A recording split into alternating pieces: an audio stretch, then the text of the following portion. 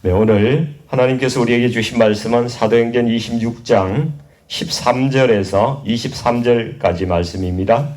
제가 가진 신약성경 233면점에 있습니다. 사도행전 26장 13절부터 23절까지 말씀을 같이 합독하겠습니다. 왕이여, 정오가 되어 길에서 보니 하늘로부터 해보다 더 밝은 빛이 나와 내 동행들을 둘러 비추는지라. 우리가 다 땅에 엎드러짐에 내가 소리를 들으니 히브리 말로 이르되 사울아 사울아 내가 어찌하여 나를 박해하느냐. 가시체를 뒷발질하기가 내게 고생이니라. 내가 대답하되 주님 누구시니이까. 주께서 이르시되 나는 내가 박해하는 예수라. 일어나 너의 발로 서라. 내가 네게 나타난 것은 곧 내가 나를 본 일과 장차 내가 네게 나타날 일에 너로 종과 증인을 삼으려 함이니 이스라엘과 이방인에게서 내가 너를 구원하여 그들에게 보내어 그 눈을 뜨게 하여 어둠에서 빛으로 사탄의 권세에서 하나님께로 돌아오게 하고 죄사함과 나를 믿어 거룩하게 된 무리 가운데서 기업을 얻게 하리라 하더이다. 아그리빠 왕이여, 그러므로 하늘에서 보이신 것을 내가 거스르지 아니하고 먼저 다메섹과 예루살렘에 있는 사람과 유대 온 땅과 이방인에게까지 회개하고 하나님께 돌아와서 회개에 합당한 일을 하라 전함으로 유대인들이 성전에서 나를 잡아 죽이고자 하였으나 하나님의 도우심을 받아 내가 오늘까지 서서 높고 낮은 사람 앞에서 증언하는 것은 선지자들과 모세가 반드시 되리라고 말한 것밖에 없으니 곧 그리스도가 고난을 받으실 것과 죽은 자 가운데서 먼저 다시 살아나사 이스라엘과 이방인들에게 빛을 전하시리라 함이니. 니다 하니라 여기까지입니다. 제가 페이지가 뒤에 있어가지고 아멘. 네, 오늘 이 말씀으로 가시체를 뒷발질하는 인생들에게라는 제목으로 말씀을 나누겠습니다. 이제 바울이 로마 총독 베스도 앞에 지금 있잖아요. 그리고 아그리빠 왕에게 그 앞에서 자신의 지난 삶에 대해서 예수님 만난 이야기부터 시작해서 간증을 하고 있습니다. 예수님께서 바울의 이전의 삶을 딱 한마디로 이렇게 표현을 해 주셨는데 14절 말씀 보세요. 보시면은 가시체를 뒷발질하기가 내게 고생이니라 이렇게 말씀을 해주고 계세요. 가시체를 뒷발질하고 있다는 겁니다. 이 가시체라는 것은 이 소몰이용 이게 막대기거든요. 거기에다가 뼈 조각이나 뭐 쇠 조각 같은 걸 붙여가지고 소를 이렇게 말을 안 들으면은 막대기로 이렇게 때려가면서 소를 몰고 가는 그런 도구입니다. 그래서 소가 말을 안 듣고 오히려 뒷발질 할 때가 있어요. 뒷발질 하면은 어떻게 되겠습니까? 주인한테 이제 더 얻어맞는 거죠. 이렇게 되는 것이 이제 가시체인데요. 이 타락한 인간들은 사실 하나님께 반항하는 기질이 있어요. 타락하고 나서 뭔가에게 반항하는 기질이 와 있는 거예요. 안 좋은 일만 생기면은 하나님을 원망하고요. 모든 잘못을 하나님 앞에 덮어 씌웁니다. 무슨 일이 있으면은 뭐 하나님이 있으면 이런 일이 있겠어? 뭐 이러고 하나님도 무심하시지. 이런 식으로 그러니까 하나님께 덮어 씌우는 성향이 있습니다. 사실 하나님의 기적을 누구보다도 많이 체험한 사람들이 이스라엘 백성들인데 광야에서 하나님께 끊임없이 반항하잖아요. 그리고 하나님이 계신가 안 계신가 항상 눈에 안 보이니까 그것을 시험했다는 겁니다. 머리바 반석에서도 하나님이 계신가 안 계신가 시험했다는 이야기죠. 그리고 그 말씀을 지키지 않습니다. 제가 어릴 때 한 2m 정도 되는 개울창에 뭐 이렇게 손을 씻다가 거꾸로 떨어진 적이 있었어요. 그래서 그 밑에 전부 다 바위였거든요. 그래서 완전히 의식을 잃었습니다. 다행히 뇌는 다치지 않았는데 두개골에 이렇게 검이 갔어요. 부산에 사신 분은 아시겠지만은 옛날에 그 좀 유명한 봉생신경외과라는 병원이 있었어요. 그래서 그분이 아주 나중에 화재로 돌아가셨는데 아주 명의세요, 그분이. 그분을 만나가지고 수술하지 않고 제가 학교를 한 학기 못 다니고 쉬면서 뼈가 이렇게 붙어서 이렇게 회복을 했어요. 근데 원래는 뼈는 이제 부러지거나 막 금이 가고 하면은 다시 붙으면 더 단단해진다고 그러잖아요. 그래서 아마 제가 돌머리가 된 거 아닌가 그런 생각이 듭니다. 근데 그때 지금도 기억을 하는데 부모님이 뭘 이렇게 안 해주잖아요. 그럼 제가 벽에다가 그 아픈 머리를 가지고 쿵쿵 이러고 있는 거예요. 그러면 어머니가 보고 기겁을 하잖아요. 이놈의 자식이 지금 예. 제가 생각해 보니까 제가 정말 나쁜 놈이었어요. 그죠? 부모님께 그렇게 반항을 했습니다. 이렇게 바울은 지 나름대로 열심히 하나님을 위해서 산다고 생각하면서 뛰어다녔는데 이 방향이 잘못되어 있던 거예요. 방향이. 이 자기 힘으로 이 나사렛 이단들을 전부 다 잡아가지고 투옥시키고 죽이겠다고, 그래서 좋은 세상 만들어 보려고 바울이 뛰어다닌 거죠. 그런데 결과적으로는 거기에 하나님을 대항하고 하나님께 반항하는 일을 하고 있었다는 겁니다. 요즘도 사실 많은 사람들이 자기 힘으로 좋은 세상 만들어 보겠다고, 그죠? 그래서 공산주의 하거든요. 사회주의 하고 막 이런 식으로 하잖아요. 인권 운동도 하고 환경 운동도 하고 여러 가지 이제 운동들을 많이 하고 있습니다. 그러나 보세요. 하나님 없이 하는 운동은요, 타락한 인간의 본성이 그 안에서 다 드러나게 되어 있습니다. 그래서 자기 모순을 일으키고 결국은 다른 사람들의 손가락질 받고요, 비웃음 사고 또 다른 사람을 더 힘들게 만드는 그런 결과를 가져옵니다. 이 세상은 주님이 말씀하신 것처럼 이 가시채를 뒷발질하는 그런 인생들, 그런 어리석은 인생들이 너무나 많다는 것이죠. 우리는 바울처럼 예수님을 만나야 돼요. 정말 예수님 만나야 됩니다. 주님이 해보다 더 밝으시다고 이렇게 말씀하시잖아요. 해보다 더 밝은 빛이 비추었다고 그러잖아요. 해보다 밝으면 얼마나 밝은 거예요. 요한계시록 22장 5절에도 보니까 거룩한 성 예루살렘에는요, 뭐 해도 없고 달도 필요가 없어요. 왜냐하면 거기는 해보다 더 밝은 이 하나님의 영광이 비추는 곳이기 때문에 그렇게 말씀하고 있습니다. 근데 죄인이 이 밝은 빛과 영광을 만나면요, 견딜 수가 없어요. 모두 죽습니다. 하나님의 영광과 제약이 함께 공유될 수가 없는 거예요. 바울처럼 은혜를 입어서 살면은 땅에 엎드러지는 겁니다. 바울은 주님을 만나서 새로운 사람이 되죠. 그리고 영적인 눈이 그때 띄어집니다. 비로소 영적인 눈이 띄어지는 거예요. 그래서 주님께서 이렇게 말씀하시네요.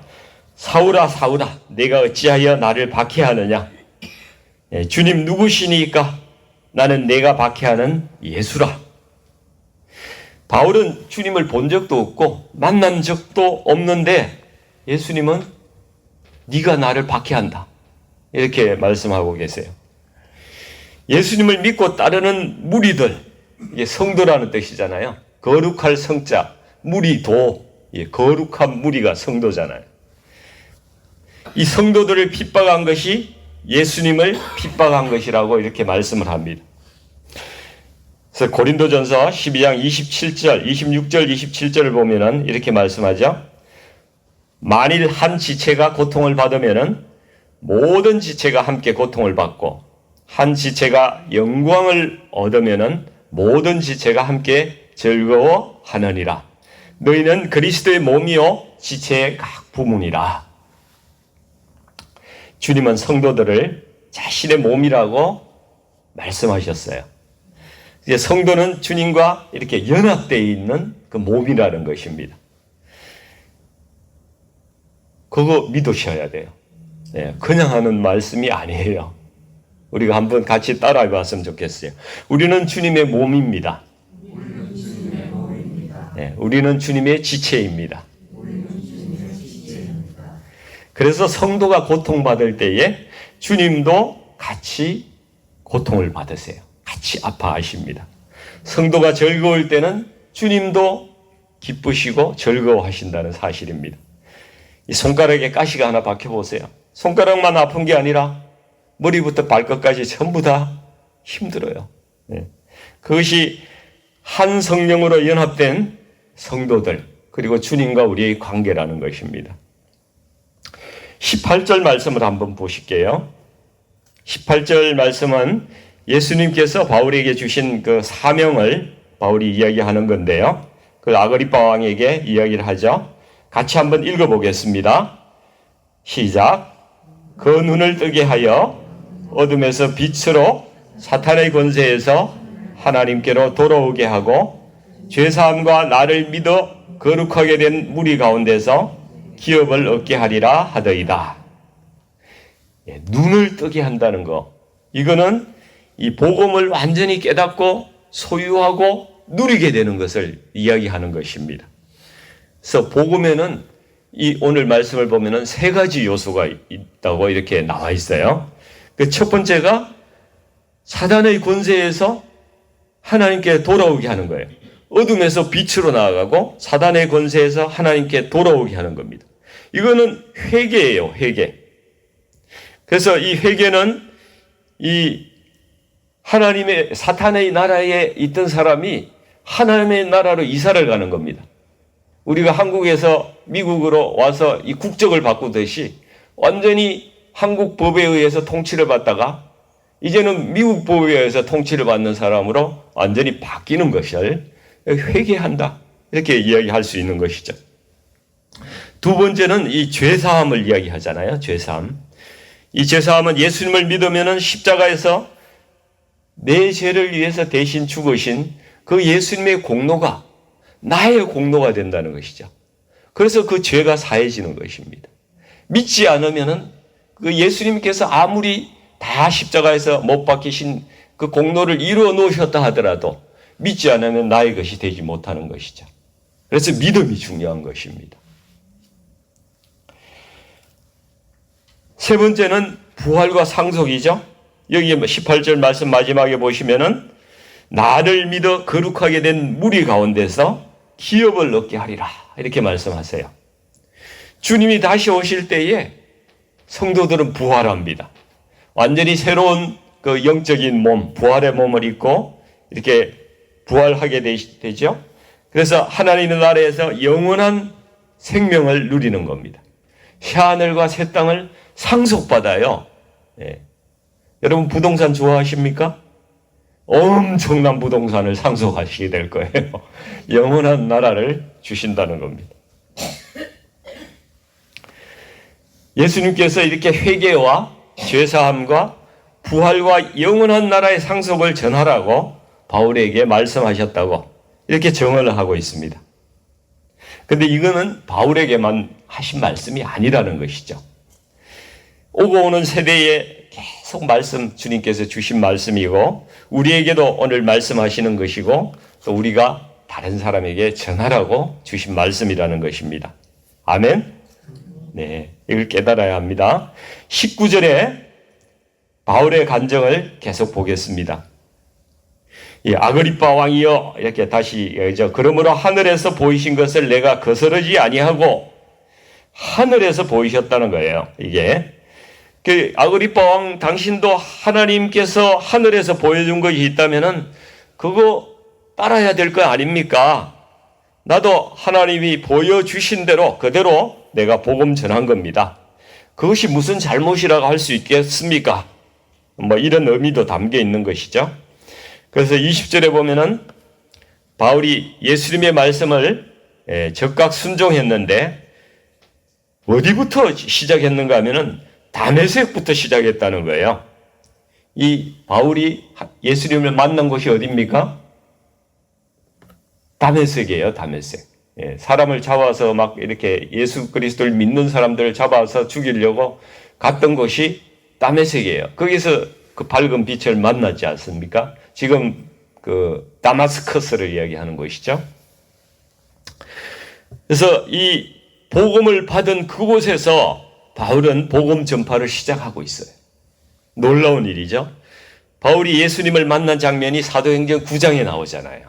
이 9장 19절 20절에 보면은 이런 말씀이 있죠. 사울이 다메섹에 있는 제자들과 함께 며칠 있을 새에 적시로 각 회당에서 예수가 하나님의 아들이심을 전파하니, 바울은요 예수님 만나서 3, 4일 있다가 회당 다니면서 전도했어요. 전도. 아마 바울이 주님을 만나고 나서 주님께 여쭤봤을 것 같아요. 주님, 제가 이제 앞으로 뭘 하면서 살까요? 어떻게 살아가야 될까요? 뭘 하기 원하세요? 아마 주님께서 너 유대인의 회당에 가서 네가 만난 예수가 하나님의 아들이라고 전해라, 이렇게 말씀을 들었을 걸로 생각이 됩니다. 우리가 사랑하는 사람들에게 생일 때마다 선물도 주고 돈도 주고 막 축하를 해주잖아요. 그러나 정말 전해야 되는 것은 영원한 생명의 복음을 선물해 줘야 된다는 거죠. 그걸 기억해야 합니다. 우리는 무엇이 가장 귀한지 다 알고 있음에도 불구하고 이것을 잘하지 않아요. 그죠? 우리가 정말 주님의 사랑을 경험하셨다면 바울처럼 즉시 지금 전도해야 된다는 사실입니다. 멀리 가는 게 아니라 내가 있는 곳에 산책하면서 다니면서 전도해야 돼요. 우리 티셔츠 다 입었잖아요. 티셔츠 그거 입고 다니세요. Jesus is the way, the truth, the life 이렇게 돼 있지 않습니까? 그거 보게 하는 것도 전도예요. 우리가 항상 전도자의 마음으로 하루를 살아야 합니다. 그래서 우리가 만나는 사람마다 우선 대화하고 또 그분하고 우선 관계를 터야 돼요. 이 관계를 형성을 시켜야 뭐 다른 거 이야기하죠.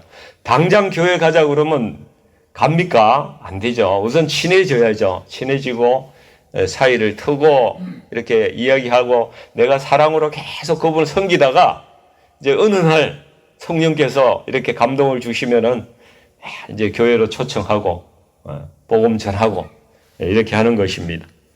우리 목장에서 이 일을 해야 돼요.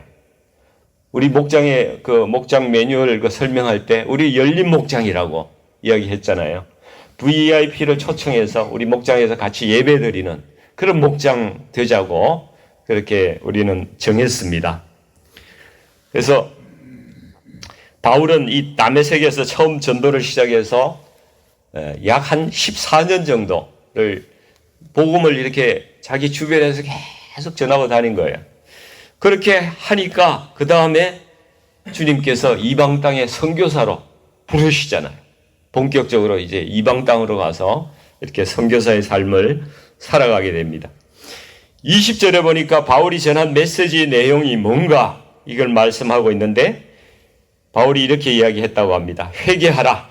그리고 돌아와서 회개에 합당한 일을 하라. 이렇게 이야기했다고 본인이 간증하고 있습니다. 마태복음 3장 6절에도 이 침례 요한이 회개의 메시지를 외쳤지 않습니까? 너희가 회개하라. 그때 사람들이 자기들이 죄를 자복하고 요단강에서 침례를 받았다고 그렇게 말씀하고 있습니다. 이 죄를 자복했다는 거, 이거는 죄를 숨기지 않고 자기의 죄를 공개적으로 고백을 했다는 거예요. 이런 죄를 제가 지었습니다. 이 1907년도에 그 평양 대부흥 때에 길선주 장로가 내가 친구가 죽을 때 맡겨놓은 그 돈, 그의 부인을 위해서 맡겨놓은 돈을 내가 횡령했습니다. 이렇게 자기 죄를 고백함으로 인해서 그것부터 촉발돼서 평양 대부흥이 일어난 것이거든요. 많은 사람들이 다 회개하고 회개는요, 죄를 자복하는 걸 넘어서 자신의 행동과 태도까지 변하는 겁니다. 잘못한 것을 바로 잡게 하고 회개하고 용서를 구하고 원상으로 돌려놓는 것까지 하는 것이 회개라는 것입니다. 초대교회도 그렇고 역사상 모든 부흥은 회개로부터 시작한 것입니다. 성령의 역사는요, 회개케 하는 게 가장 중요한 성령의 역사예요. 누가복음 3장 10절에 보니까 요한의 회개의 선포가 있으니까 사람들이 나와서 그러면은 우리가 무엇을 할까요? 이제 이렇게 묻습니다. 그때 요한이 이야기를 해요. 옷 두 벌이 있는 자는 옷 없는 자에게 나눠주고 먹을 것이 있는 자도 그렇게 해야 된다. 이렇게 대답을 합니다. 이웃을 사랑하고 어려운 이웃을 돕는 것이 회개의 시작이다. 너 삶의 그걸 근본적으로 바꾸는 건 시작이다. 이렇게 이야기합니다. 또 세리들이 나와서 우리는 어떻게 해야 될까요? 이게 또 묻습니다. 그때 침례 요한이 이야기할 때 너희는 부과된 것 외에는 걷지 말라. 세금을 부과된 것 외에 걷지 말라고 이야기합니다. 욕심내지 말고 정직한 삶을 살아가라고 이야기하는 것. 그것이 회개에 합당한 열매라는 것입니다. 또 군인들이 와서 물어요. 우리는 무엇을 하리이까? 그때 침례 요한이 또 이야기합니다. 사람에게서 강탈하지 말고 거짓으로 고발하지 말고 급료를 족한 줄로 알아라. 이렇게 이야기했어요. 이제 권력을 가진 자도 그것을 선하게 사용하고 선한 청지기로 자족하는 삶을 살아가라. 내가 욕심내지 말고 권력까지 있다고 그것을 가지고 휘두르지 말고 네가 가진 것이 있으면은 그것을 잘 관리하고 선하게 만족하면서 살아라.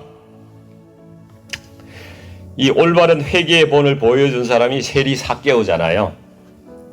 이 사람은 유난히 키가 작았어요. 얼마나 작았는지 모르겠어요.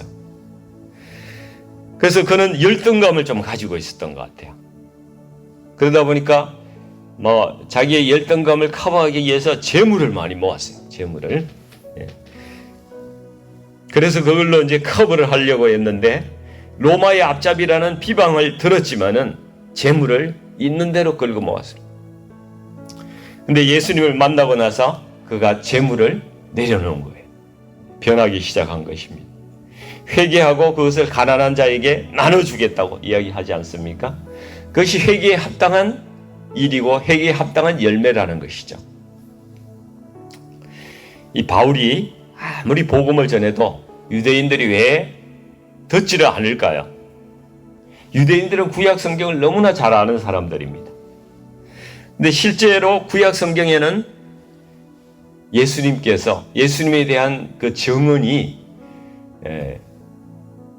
적게 잡아도 300군데 이상은 예수님에 대한 메시아 증언이 나오고 있다고 말씀을 하고 있습니다.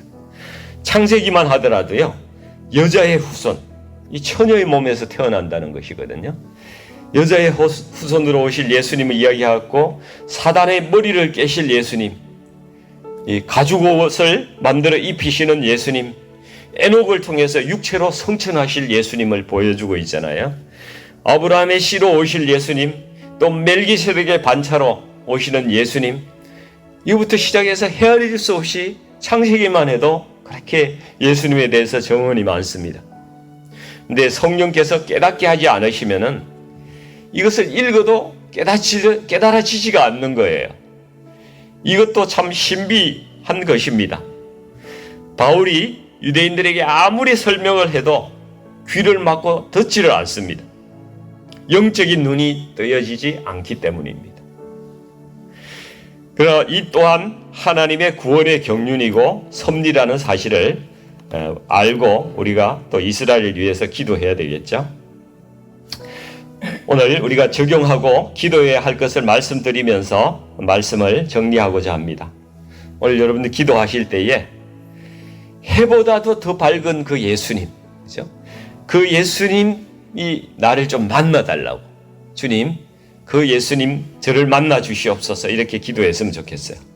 그리고 영적인 눈을 번쩍 뜨게 하여 주셔서 예수님이 우리의 구원주이시고 하나님의 아들이란 사실이 머리로만 아니라 마음에도 가슴에도 다 이해되는 그러한 시간 되게 해달라고 그렇게 기도했으면 좋겠습니다. 그리고 나도 정말 회개하고 죄사함 받고 부활과 영생의 소망을 가진 자로 그 바울처럼 열심히 복음 전하면서 살아가게 해달라고 그렇게 기도해야 할 겁니다. 그리고 또 제가 회개하고 회개에 합당한 열매를 사는 그러한 삶을 살게 해달라고 기도하기를 원합니다. 우리가 어려운 이웃을 사랑하고 돕는 사람으로 살아가고 욕심내지 않고 선하고 정직한 그런 삶을 살게 하시고 또 선한 청지기로서 자족하는 사람 될 수 있도록 그렇게 살도록 하여 주옵소서. 제가 있는 자리에서 주님의 빛을 세상에 그렇게 비추는 자로 그렇게 살고자 하오니 널 인도해 달라고 그렇게 기도하시기 바랍니다. 오늘 이렇게 결단하고 주님 앞에 나가기를 주님의 이름으로 간절히 축원드립니다. 예, 아멘. 우리 같이 기도하겠습니다. 사랑하는 아버지 하나님, 세상 사람들은 아버지 자기 힘으로 뭔가 해보려고 하지만은 아버지 그것이 모두 주님 말씀하신 대로 가시채를 뒷발질하는 그러한 것임을 저희가 깨닫게 하여 주옵소서. 우리가 하나님께 반항하며 하나님께 머리를 들이받으며 그렇게 살지 않도록 하나님 저희를 깨닫게 하여 주시옵소서. 하나님 없이 하는 모든 일이 헛된 것임을 하나님 저희로 알게 하여 주시옵소서. 아버지 하나님, 우리가 이름만 그리스도인이 되는 그러한 사람이 되지 않게 하여 주시고 회개에 합당한 그 열매를 살아가는 저희들 되게 하여 주시옵소서. 정말 참 그리스도인으로 실천하는 그러한 믿음으로 하나님 살아가게 하여 주옵소서. 그래서 우리가 속한 모든 삶의 영역에서 예수 그리스도의 이름으로 주님의 빛을 비추며 하나님께 영광을 올려드리는 참된 그리스도인으로 이 땅을 살아가는 저희들 될 수 있도록 하나님 역사해 주시옵소서. 예수님의 이름으로 감사하며 기도하옵나이다. 아멘.